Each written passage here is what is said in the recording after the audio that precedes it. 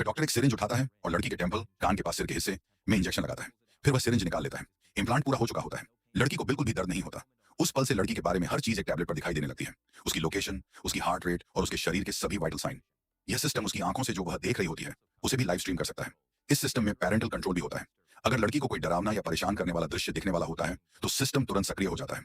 तस्वीर धुंधली हो जाती है, आवाज म्यूट हो जाती है और कोई भी गलत या परेशान करने वाली चीज उसकी आंखों से गायब हो जाती है। धीरे धीरे लड़की की जिंदगी बिल्कुल परफेक्ट लगने लगती है। उसकी मां टैबलेट के जरिए उसकी जिंदगी पर पूरी नजर रखती है। एक दिन के बाद से लड़की को वह कुत्ता कभी नहीं दिखता जो पहले उस पर भौंकता था। अब उसके लिए वह कुत्ता सिर्फ एक धुंधला सा आकार है जिसकी आवाज भी हल्की सी म्यूट होती है। अपनी बेटी को स्वस्थ रखने के लिए मां इस सिस्टम को बहुत ध्यान से फॉलो करती है। हर दिन विटामिन, रोजाना। एक दोपहर लड़की का दादा उसे ड्राइंग सिखा रहा होता है। अचानक दादा अपने सीने को पकड़ लेते हैं और जमीन पर गिर जाते हैं। जैसे ही यह होता है लड़की की आंखों में दादा एक धुंधले से ब्लर में बदल जाते हैं। सिस्टम तुरंत अलर्ट भेजता है। तब मां को पता चलता है कि उसके पिता जमीन पर गिर चुके हैं। खुशकिस्मती से वो बच जाते हैं। उस दिन के बाद से यह मॉनिटरिंग सिस्टम उनकी रोज की जिंदगी का हिस्सा बन जाता है। समय बीतता है, लड़की बड़ी होती है और एक दिन दादा की मृत्यु हो जाती है। सिस्टम की वजह से लड़की अपनी मां को कभी रोते हुए नहीं देखती। मां दिन रात सिस्टम के जरिए अपनी बेटी की जिंदगी को नियंत्रित करती रहती है। 10 साल की उम्र तक भी लड़की ने उस भौंकने वाले कुत्ते को कभी नहीं देखा। स्कूल में जब बच्चे हिंसा या खून के बारे में बात करते हैं तो लड़की उनकी बातों में शामिल नहीं हो पाती।